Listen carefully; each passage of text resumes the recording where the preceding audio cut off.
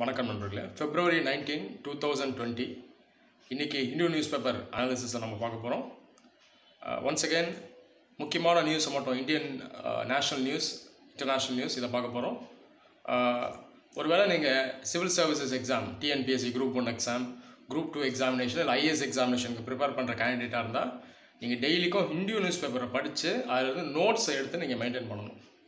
இது செஞ்சிங்கன்னா உங்களுக்கு உங்கள் எக்ஸாமுக்கு இது ரொம்பவே ஹெல்ப்ஃபுல்லாக இருக்கும். சரி, இப்போ நம்ம நியூஸ்குள்ளே போகலாம். ஹெட்லைன்ஸ் ஃபர்ஸ்ட் பேஜில் Pakistan to remain in terror watchdog's grey list. இதை பற்றி நம்ம ஏற்கனவே 2 நாள் முன்னாடி பார்த்தோம். இந்த டெரர் வாட்ச் டாக் அப்படின்னு சொல்லக்கூடியது இந்த FATF financial action task force அப்படின்ற இந்த இன்டர்நேஷ்னல் ஆர்கனைசேஷன். இந்த சர்வதேச அமைப்பினுடைய வேலை என்னென்னா பயங்கரவாதத்துக்கு கருப்பு பணம் யூஸ் பண்ணப்படக்கூடாது அப்படின்றத செக் பண்ணக்கூடிய ஒரு ஆர்கனைசேஷன் தான் அது. பிளாக் மணி எதுவாக வேணா இருக்கலாம், இல்லீகல் ஆக்டிவிட்டீஸ்லேருந்து வரக்கூடிய பிளாக் மணி டெரரிசம்க்கு யூஸ் பண்ணப்படக்கூடாது அப்படின்றத ரெகுலேட் பண்ணக்கூடிய ஒரு ஆர்கனைசேஷன் தான் FATF. FATF 1989 ஆரம்பிக்கப்பட்ட ஒரு ஆர்கனைசேஷன். ரீசெண்டாக பாகிஸ்தானு கிரே லிஸ்ட், அதாவது இந்த கிரே லிஸ்ட்டுங்கிற ஒரு பிளாக் மார்க், இந்த பாகிஸ்தான் நாடு பயங்கரவாதத்துக்கு உறுதுணையாக இருக்குது அப்படின்ற காரணத்தினால FATF இந்த இன்டர்நேஷ்னல் ஆர்கனைசேஷன் பாகிஸ்தானை கிரே லிஸ்ட்டில் எடுத்து போட்டிருக்காங்க. இதுக்கு அடுத்த ஸ்டேஜ் பார்த்தீங்கன்னா பிளாக் லிஸ்ட், கிரே அதுக்கப்புறம் பிளாக் லிஸ்ட்டில் போயிட்டால் பாகிஸ்தானுடைய நிலைமை ரொம்ப ஆபத்தாயிடும். மற்ற நாடுகள்லாம் இந்த நாடு மேலே சாங்ஷன்ஸை விதிப்பாங்க. அதுக்கப்புறம் எக்கனாமிக்கலாக பாகிஸ்தானுக்கு இது மிகப்பெரிய ஒரு ப்ராப்ளம் ஆகிடும். இந்த காரணத்தினால தான் ரீசெண்டாக பாகிஸ்தான் என்ன பண்ணிச்சுன்னா, இந்த ப்ரெஷர் தாங்க முடியாமல் ஹஃபீஸ் சையத் அவரை அரெஸ்ட் பண்ணிச்சு. ஆனால் இந்த மாதிரி நடவடிக்கைகள் உண்மையாலே பயங்கரவாதத்துக்கு எதிரான நடவடிக்கையாக இருக்குமா, இல்லை FATFனுடைய ஆக்ஷன் வந்து எஸ்கேப் ஆகிறதுக்கு தானா அப்படிங்கிறத நம்ம வெயிட் பண்ணி தான் பார்க்கணும். நான் ஏற்கனவே சொன்னது போல் இந்தியாவினுடைய உறவு அமெரிக்காவோட இப்போ ரொம்ப க்ளோஸாக இருக்குது. FATF போன்ற ஆர்கனைசேஷன்ஸ் இதில் மெயினாக அமெரிக்கா போன்ற வெஸ்டர்ன் கண்ட்ரிஸ் தான் உள்ளே டாமினேட் பண்ணுவாங்க. அப்போ அமெரிக்காவுடன் நம்ம நல்ல நட்புறவை வச்சுக்கிட்டோம்னா பாகிஸ்தானை நம்ம கார்னர் பண்ணி இன்டர்நேஷ்னல் இன்ஸ்டிடியூஷன்ஸில் பாகிஸ்தானை ஐசோலேட் பண்ணுறதுக்கு அமெரிக்காவினுடைய ஒரு நட்பு நமக்கு ரொம்பவே ஹெல்ப்ஃபுல்லாக இருக்கும். இதுதான் நம்ம அந்த நியூஸில் வந்து கவனிக்கணும். அடுத்த நியூஸ் பார்த்திங்கன்னா ஃபஸ்ட் பேஜில் கர்பி ட்ரைப், அசாமில் வாழக்கூடிய இந்த பழங்குடி இன மக்கள், இவங்களை பற்றி போட்டிருக்காங்க. இவங்களுக்கும் அந்த போடோ இன மக்கள், இவங்களுக்கும் அங்கே ஒரு ப்ராப்ளம். போன மாதம் பார்த்திங்கன்னா போடோ பீப்புள், இவங்க அசாமில் வாழக்கூடிய இன்னொரு ட்ரைப். இந்த போடோ மக்கள் ரொம்ப காலமாகவே எங்களுக்கு தனி மாநிலம் ஒன்று வேணும் அப்படின்னு டிமாண்ட் பண்ணுறாங்க. அதில் இந்த ஒரு சில ஆயுதம் ஏந்திய ஒரு சில குரூப்ஸும் இருக்குது. அந்த ரீசெண்டாக சைன் பண்ண அக்ரிமெண்ட் படி கவர்மெண்ட் இந்த போடோ ரீஜனை வந்து செப்பரேட்டாக ஒரு சுய ஆட்சி முறைப்படி நீங்களாகவே இதை வந்து நிர்வாகம் செஞ்சுக்கோங்க அப்படின்னு ஏற்கனவே அனுமதிச்சிருக்கு. இந்த சுய ஆட்சி இடத்தினுடைய பேர் BTAD அப்படின்னு சொல்லுவாங்க, போடோ டெரிட்டோரியல் அட்மினிஸ்ட்ரேஷன் அப்படின்னு சொல்லுவாங்க. அப்போ இந்த இடத்துல அவங்க ஒரு சுய ஆட்சி மாதிரி நடத்திக்கலாம். இந்த மாநிலம் கிடையாது, செப்பரேட்டாக ஸ்டேட் கிடையாது, ஆனால் இருக்க அசாம் மாநிலத்துக்குள்ளேயே அவங்க வந்து சுய ஆட்சியை நடத்தி கொள்ளலாம். அப்போ அந்த போடோ இன மக்களோட கவர்மெண்ட் ஏற்கனவே ஒரு அக்ரிமெண்ட்டை சைன் பண்ணிடுச்சு. அது இல்லாமல் கவர்மெண்ட் என்ன சொல்லிச்சுன்னா, இந்த போடோ இன மக்களுக்கு ஹில் ட்ரைப் ST ஸ்டேட்டஸை நாங்கள் வழங்கிடுறோம் அப்படின்னு சொல்லியிருக்கு. அதாவது ஸ்கெடியூல் ட்ரைப், இந்த ஸ்டேட்டஸை நாங்கள் இந்த போடோ இன மக்கள் கொடுத்துட்றோம் அப்படின்னு அவங்க சொல்லியிருந்தாங்க. இதுக்கு எதிராக இன்னொரு இனம், இந்த கர்பி, இந்த மக்கள் வந்து இதை எதிர்த்துருக்காங்க. நீங்கள் வந்து போடோ இன மக்களுக்கு இந்த ஹில் ட்ரைப் ஸ்டேட்டஸை கொடுத்துக்கிட்டிங்கன்னா அது எங்களோட ஒரு ஐடென்டிட்டியை பாதிக்கும், எங்களுக்கும் அவங்களுக்கும் வித்தியாசம் இல்லாமல் போயிடும், எங்களுக்கும் ஒரு செப்பரேட் ஐடென்டிட்டி இருக்குது அப்படின்னு சொல்லி இந்த கர்பி குரூப் கேட்குது. கர்பி குரூப்புக்குள்ளேயும் ஒரு சில ஆயுதம் ஏந்திய அந்த ஆர்கனைசேஷன் இருக்குது. எப்படி இந்த போடோ குரூப்ஸில் இருக்கும் அதே போல் இந்த குரூப்ஸ்லையும் இருக்காங்க.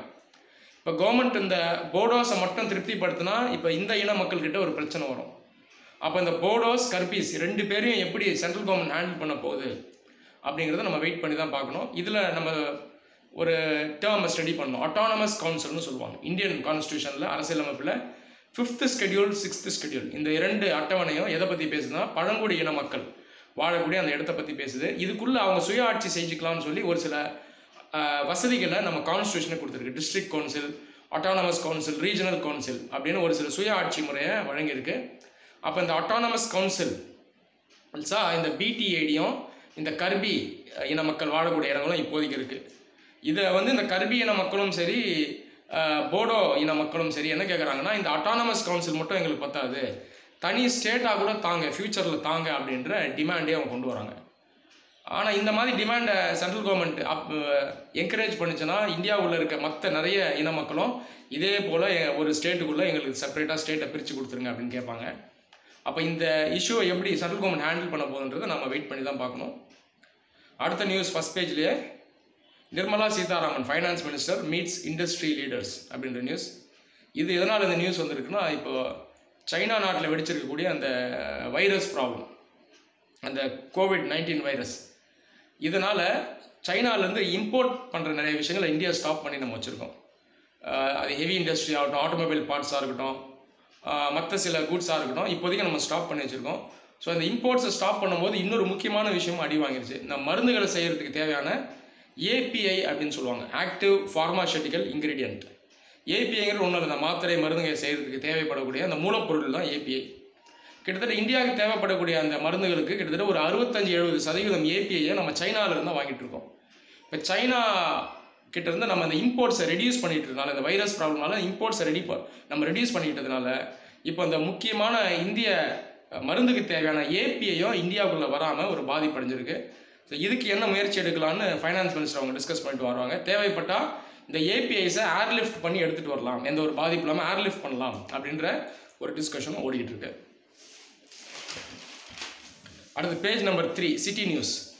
சிட்டி நியூஸ் ஜெனரலாக எக்ஸாமுக்கோ மற்ற இதுக்கோலாம் அவசியம் இல்லை, பட் இதுலேயும் ஒரு சில இது சிலபஸ்க்கு தேவையானது இருக்கும், அதை மட்டும் நம்ம செலக்ட் பண்ணியிருக்கணும். 3வது பேஜில் பார்த்தீங்கன்னா, residents can use GIS to monitor civic projects அப்படின்னு கொடுத்துருக்காங்க. GIS அப்படிங்கிறது ஜியோகிராஃபிக்கல் இன்ஃபர்மேஷன் சிஸ்டம்.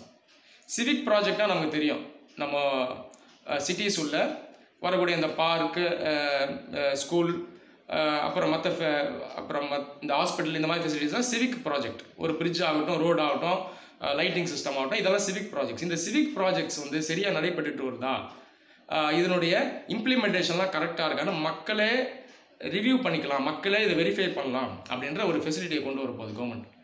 இதுக்கு எதை வச்சு கொண்டு வருவாங்கன்னா, GIS ஜியோகிராஃபிக்கல் இன்ஃபர்மேஷன் சிஸ்டம் அப்படிங்கிற ஒரு வசதியை வச்சு தான் கொண்டு வருவாங்க. GIS பற்றி நான் ப்ரீஃபாக சொல்கிறேன். GIS ஜியோகிராஃபிக்கல் இன்ஃபர்மேஷன் சிஸ்டம் அப்படின்னு சொல்லக்கூடியது ஒரு டேட்டா பேஸ் மாதிரி. ஒரு ஊர்லேயோ இல்லை ஒரு நாட்டுக்குள்ளேயோ என்னென்ன இடங்கள்லாம் இருக்குது அப்படின்றத வானத்திலிருந்து GPS சிஸ்டம் மூலமாக மேப் பண்ணி ஒரு டேட்டா பேஸ் மாதிரி உருவாக்கிடுவாங்க. இந்த ப்ராசஸை ஜியோ டேகிங்னு சொல்லுவாங்க. உதாரணத்துக்கு ஒரு மாவட்டத்துக்குள்ளே இருக்க அந்த விவசாய நிலங்கள் எல்லாம் நம்ம ஸ்டடி பண்ணோம்னா, வானத்திலேருந்து GPS சேட்டலைட் மூலமாக இது எல்லாத்தையுமே அவங்க வந்து மேப் பண்ணி வச்சுருவாங்க.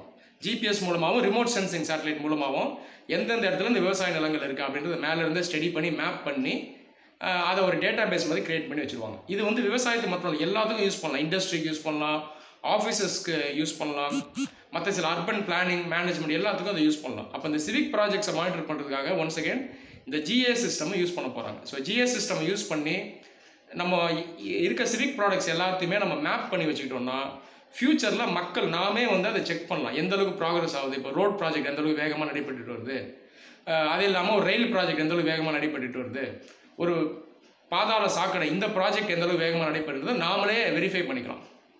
இதுக்கு ஒரு பேர் இருக்குது, சோஷியல் ஆடிட் அப்படின்னு சொல்லுவாங்க. சோஷியல் ஆடிட்டுங்கிறது இந்த சோஷியல் ஸ்கீம்ஸ்லாம் இருக்குது இல்லையா, அந்த டெவலப்மெண்ட் ஸ்கீம்ஸ், அதை வந்து மக்களே ஆடிட் பண்ணுறது, இதெல்லாம் சரியாக நடைபெறுதா, எந்த அளவு வேகமாக ப்ராக்ரஸ் ஆகுது, இல்லை நிலுவையில் நிற்குதா அப்படின்றத செக் பண்ணுறது தான் சோஷியல் ஆடிட். அப்போ அந்த சோஷியல் ஆடிட் அப்படிங்கிற வார்த்தையும் நீங்கள் மைண்டில் ஞாபகம் வச்சுங்க. அடுத்தது 5வது பேஜில் கமர்ஷியல் டேக்ஸ் ரெவென்யூ இதை பற்றி கொடுத்துருக்காங்க. தமிழ்நாடு கவர்மெண்ட்டுடைய கமர்ஷியல் டேக்ஸ் ரெவென்யூ எதிர்பார்த்த அளவுக்கு இல்லை அப்படின்றத அந்த நியூஸ் சொல்லுது. கமர்ஷியல் டேக்ஸ் அப்படின்னு சொல்லக்கூடியது ஸ்டேட் கவர்மெண்ட் கீழே வரக்கூடிய அந்த டேக்ஸ் தான் மெயினாக கமர்ஷியல் டேக்ஸஸ்ன்னு சொல்லுவாங்க. இந்தியன் கான்ஸ்டியூஷன் படி 2 மெயினான லிஸ்ட் இருக்குது, union list, state list. Concurrent list 3வது ஒரு லிஸ்ட் இருக்குது. ஆனால் மெயினாக 2 list, state list, central list. Central லிஸ்ட்டுக்குள்ளே வர ஐட்டம்ஸ்க்கான வரிகளை சென்ட்ரல் கவர்மெண்ட் போடும். ஸ்டேட் லிஸ்ட்கான உள்ள வர ஐட்டம்ஸ் மேலே வர வரியை ஸ்டேட் கவர்மெண்ட் விதிக்கும்.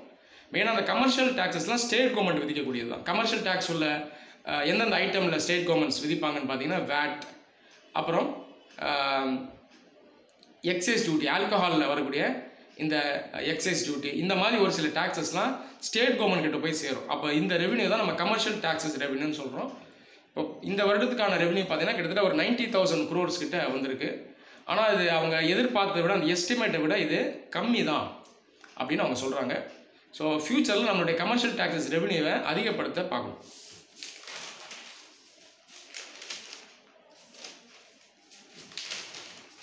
அடுத்து page number 11, supreme court voices concern over deforestation. Deforestation சொல்லக்கூடிய மரங்களை அழிப்பது, காடுகளை அழிப்பது, அதுதான் டீஃபாரஸ்டேஷன். சமீபமாக வெஸ்ட் பெங்காலில் ஒரு பிரிட்ஜ் இந்த ஓவர் பிரிட்ஜ் ப்ராஜெக்டை கொண்டு வரதுக்காக ஒரு சில மரங்களை அழிக்கிறதுக்கு அந்த கவர்மெண்ட் ஒரு பிளான் பண்ணியிருக்கு. அந்த மரங்களை வெட்டி தான் நம்ம அந்த பிரிட்ஜை கொண்டு வர முடியும்.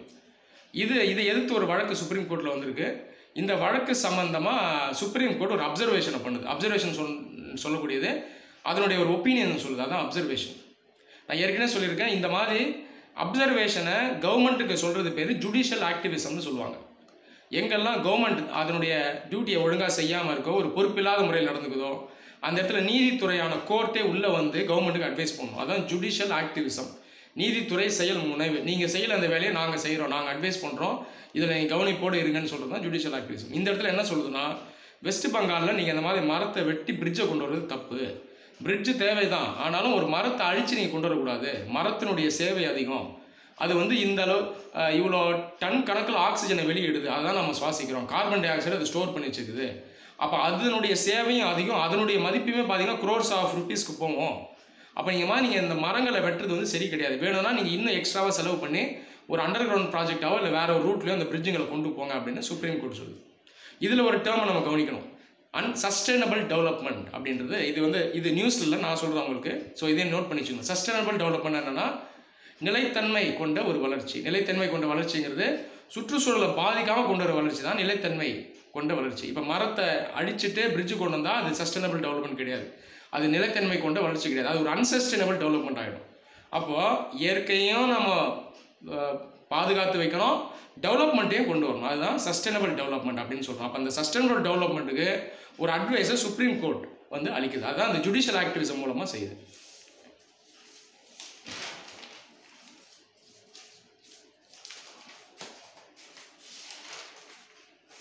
பேஜ் நம்பர் 14ல் Jammu Kashmir woos investors with ample land. வேற ஒன்றும் இல்லை, இப்போ ஜம்மு காஷ்மீர் ஆர்டிகல் 370 ரிமூவ் பண்ணிட்டாங்க. 370 ஆர்டிகல் ரிமூவ் பண்ணது, அதை ரிமூவ் பண்ணல, அதை வந்து செயலிழக்க வச்சுட்டாங்க. இப்போ இந்த 370 ஆர்டிகல் ரிமூவ் பண்ணதுனால மட்டும் ஜம்மு காஷ்மீருக்கு வளர்ச்சி அடைந்துடுமா, அங்கே இருக்க அந்த பயங்கரவாத நடவடிக்கைகள், அந்த செப்பரேட்டிசம்லாம் போயிடுமா அப்படிங்கிறது நம்ம வெயிட் பண்ணி தான் பார்க்கணும். இது இல்லாமல் தற்போதைக்கு இப்போ ஜம்மு காஷ்மீருக்கு டெவலப்மெண்ட் தேவை. மிகப்பெரிய ஒரு ஸ்டேட் அது. நீங்கள் மேப்பில் பார்த்தீங்கன்னா நம்ம நிறைய பேர் கவனிச்சிருக்க மாட்டோம். தமிழ்நாடோட கிட்டத்தட்ட 2 மடங்கு சைஸ் பெரிய ஒரு மாநிலம் ஜம்மு காஷ்மீர். இயற்கை வளங்கள் அதிகம் கொண்டது, அங்கே வந்து மலைகள் அதிகம். ஆனால் இவ்வளோ இருந்தும் ஆப்பர்ச்சுனிட்டிஸ் வந்து அங்கே டெவலப்மெண்ட் இல்லை. அப்போ இனிமேலாவது இங்கே டெவலப்மெண்ட்டை கொண்டு போகலான்னு கவர்மெண்ட் என்ன செய்யுதுன்னா ஒரு 6000 ஏக்கர் லேண்ட் பேங்க்கை உருவாக்குது. லேண்ட் பேங்க்ன்றது கவர்மெண்ட்டு அந்த லேண்டை வந்து ஐடென்டிஃபை பண்ணி ஒரு பேங்க் மாதிரி உருவாக்கி வச்சுருக்கோம். ஒரு பிஸ்னஸ் மேனோ இண்டஸ்ட்ரியலிஸ்ட்டோ இந்த லேண்ட் பேங்க்லேருந்து லேண்டை வாங்கி அங்கே இன்வெஸ்ட் பண்ணி ஒரு பிஸ்னஸை ஸ்டார்ட் பண்ணலாம். இதுதான் இந்த லேண்ட் பேங்க் அப்படின்னு சொல்லக்கூடிய கான்செப்ட். ஸ்பெசிஃபிக்காக ஏன் இந்த லேண்ட் பேங்க்கை ஜம்மு காஷ்மீர் கொண்டு வந்தாங்கன்னா, ஜம்மு காஷ்மீர் டெவலப்மெண்ட்டே கிடையாது இவ்வளோ காலமாக. அங்கே இண்டஸ்ட்ரீஸும் கம்மி. இங்கே நியூஸில் சொன்னது போல் ஒரு 250 ஏக்கருக்கு தான் அங்கே இண்டஸ்ட்ரியே இருக்குது. அப்போ அவ்வளோ பெரிய பிரம்மாண்டமான மாநிலத்தில் இவ்வளோ நாள் இண்டஸ்ட்ரியல் டெவலப்மெண்ட்டே கிடையாது.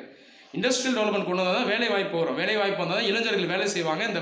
இந்த செப்பரேட்டிசம் இதெல்லாம் வந்து நம்ம வந்து ஃபியூச்சரில் இல்லாமல் பார்க்க முடியும். அப்போ முதல்ல அங்கே டெவலப்மெண்ட்டை கொண்டு வரணும், அது இண்டஸ்ட்ரி தேவை.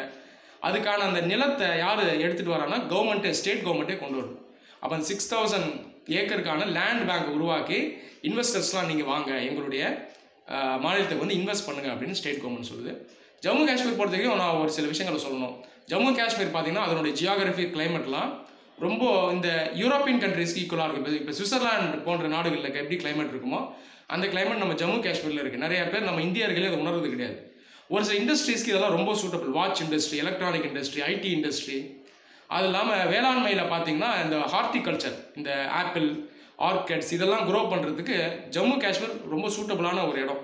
சுவிட்சர்லாண்டோட ஜம்மு காஷ்மீர் சைஸ் பெருசு. இதை நம்ம நிறைய பேர் உணர்றது கிடையாது. அப்போ இவ்வளோ வாய்ப்பு இருக்குது, ஆனால் நம்ம டெவலப்மெண்ட்டை இங்கே கொண்டு வரதில்லை. அப்போ இந்த 6000 ஏக்கர் லேண்ட் பேங்கை ஜம்மு காஷ்மீரில் உருவாக்குறது ஃபியூச்சரில் இண்டஸ்ட்ரியல் டெவலப்மெண்ட்டுக்கு ஒரு மிகப்பெரிய நன்மையை பயக்கும். அடுத்தது பேஜ் நம்பர் 15. ட்ரம்ப்ஸ் விசிட் மே சீல் ஹெலிகாப்டர் டீல். நம்ம எல்லாருக்குமே தெரியும், டொனால்ட் ட்ரம்ப் அமெரிக்க அதிபர் இந்தியாவுக்கு வராரு. இந்தியாவுக்கு வந்து நிறைய அக்ரிமெண்ட்ஸை சைன் பண்ண போகிறார். மெயினாக இந்த ட்ரேட் டீல், இந்த வர்த்தக ஒப்பந்தங்களை சைன் பண்ண போகிறாரு. அதில் ஒரு டீல் பார்த்தீங்கன்னா டிஃபென்ஸ் டீல். டிஃபென்ஸ் டீல் வந்து இந்த பாதுகாப்பு சம்மந்தமான இந்த இயந்திரங்களை வாங்குறது, ஹெலிகாப்டர், ஏரோப்ளேன், கன் இதெல்லாம் வாங்குறது. அதில் மெயினாக அந்த ஹெலிகாப்டருக்கான ஒரு டீலை சைன் பண்ண போகிறாங்க. ஸோ அதுதான் அந்த நியூஸில் கொடுத்துருக்காங்க. ஸோ அதை நீங்கள் ஒரு வாட்டி பார்க்கலாம். அந்த லாக்ஹீட் மார்டின் அப்படிங்கிற அந்த ப்ரைவேட் கம்பெனி கிட்ட இருந்தால் நம்ம அதை வாங்க போகிறோம். $2.5 பில்லியன் டீல். அது $1 பில்லியன்ன்றது ஒரு 7,000 கோடி ரூபாய் கிட்ட ரஃபாக வரும். அப்போ $2.4 பில்லியன்ன்றது எந்த அளவுக்கு வரும் அப்படின்றத நீங்களே பார்க்கலாம். இதில் நம்ம கவனிக்கக்கூடிய விஷயம் என்னென்னா, அமெரிக்காவோட இப்போ நம்ம ரொம்ப க்ளோஸாக போகிறோம். அவங்ககிட்ட நிறைய டிஃபென்ஸ் டீலில் சைன் பண்ணுறோம். இதில் ஒரு ஆபத்து இருக்குது. ரஷ்யா இவ்வளோ காலமாக நமக்கு டிஃபென்ஸ் எக்யூப்மெண்ட்ஸ் வெப்பன்ஸ்லாம் சப்ளை பண்ணிட்டு இருந்தாங்க. இப்போ ரஷ்யாவினுடைய நட்பை இழக்கக்கூடிய ஒரு ஆபத்து இருக்குது. இப்போ சொல்லப்போனால் ரஷ்யா, சைனா, பாகிஸ்தான் இந்த 3 நாடுகளும் ஒரு ஆக்சிஸ் மாதிரி உருவாக்கிட்டு வராங்க. ரஷ்யா நம்ம சுதந்திரம் வாங்கின அந்த காலத்துலேருந்து நிறைய அந்த டிஃபென்ஸ் எக்யூப்மெண்ட்லாம் சப்ளை பண்ணது ரஷ்யா தான். டெக்னாலஜி ட்ரான்ஸ்ஃபரோட நமக்கு அவங்க அளிப்பாங்க. அமெரிக்கா வந்து டெக்னாலஜி ட்ரான்ஸ்ஃபர் ஜென்ரலாக அளிக்காது, அந்த வெப்பன்ஸை மட்டும் அப்படியே தருவாங்க. ஸோ இப்போ நம்ம அமெரிக்கா கிட்ட க்ளோஸாக போயிட்டனால இப்போ மெயினாக நம்ம டீலெல்லாம் அமெரிக்காவோட, இஸ்ரேலோட சைன் பண்ணுறோம். ரஷ்யா கிட்டே நம்ம டீல் சைன் பண்ணாலும் இப்போ அந்தளவுக்கு உறவு ரஷ்யா கூட நமக்கு அந்தளவுக்கு கிடையாது. அதனால் இப்போ அமெரிக்காவோட ரொம்ப க்ளோஸாக போக ரஷ்யாவுடைய நட்பை நம்ம இழக்கிறதுக்கான ஆபத்து இருக்குது. இந்த ஆபத்து மற்ற சில இடத்துலையும் ரிஃப்ளெக்ட் ஆகும். உதாரணத்துக்கு ஈரானுக்கும் அமெரிக்காவுக்கும் ஆகாது.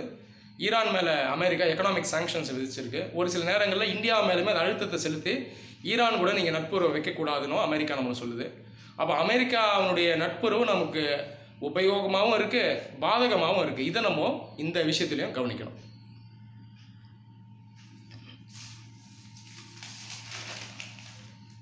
கடைசியாக page number 17, food production set to touch a record high.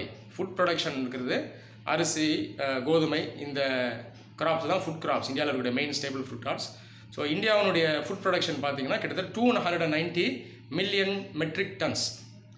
இதுதான் இந்தியாவோட ஃபுட் ப்ரொடக்ஷன். சொல்லப்போனால் இது கம்மி. இந்தியா போன்ற ஒரு மிகப்பெரிய நாடுக்கு ஃபுட் ப்ரொடக்ஷன் 290 மெட்ரிக் டன்ஸ் தான், மில்லியன் டன்ஸ் தான் இருக்குன்றது சொல்லப்போனால் ரொம்ப கம்மி.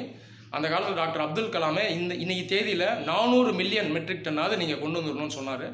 ஆனால் இன்னைக்கு தேதி வரைக்கும் 290 மெட்ரிக் மில்லியன் டன்ஸ் தான் நம்ம உற்பத்தி செய்ய முடியுது. அப்போ இதை நம்ம இன்னுமே அதிகப்படுத்தணும். இப்போ நம்ம 290 மில்லியன் டன்ஸை இப்போ போன வருஷத்தோட கம்பேர் பண்ணும்போது அதிகம்னு சொன்னால் கூட இன்னுமே அந்த ஃபுட் ப்ரொடக்ஷன் நம்ம அதிகப்படுத்தணும். இதை நம்ம கவனிக்கணும். இன்னொரு விஷயம் என்னன்னா, ஃபுட் ப்ரொடக்ஷனை பற்றி நம்ம பேசும்போது மெயினாக ரைஸ், வீட்டு, அரிசி, கோதுமை தான் பேசுகிறோம். ஆனால் மற்ற சில தானியங்களுக்கு நம்ம முக்கியத்துவம் அளிக்கிறது கிடையாது. மில்லட்ஸ், பல்சஸ் இதெல்லாமும் இருக்குது. இதனுடைய ப்ரொடக்ஷன் ஓரளவுக்கு டீசெண்டாக இருக்கே தவிர அதிகமாக இருக்கிறது கிடையாது. பல்சஸ் எடுத்துட்டிங்கன்னா நம்ம நிறைய இம்போர்ட் பண்ணி வாங்குகிறோம் மற்ற நாடுகள்லேருந்து. அப்போ பல்சஸ்னுடைய ப்ரொடக்ஷனும் இந்தியாவில் அதிகப்படுத்தணும். ஸோ ஃபுட் ப்ரொடக்ஷன் பொறுத்த வரைக்கும் நம்மளோட இந்த டைவர்சிஃபிகேஷனை நம்ம இந்தியாவில் கொண்டு வரணும். நன்றி.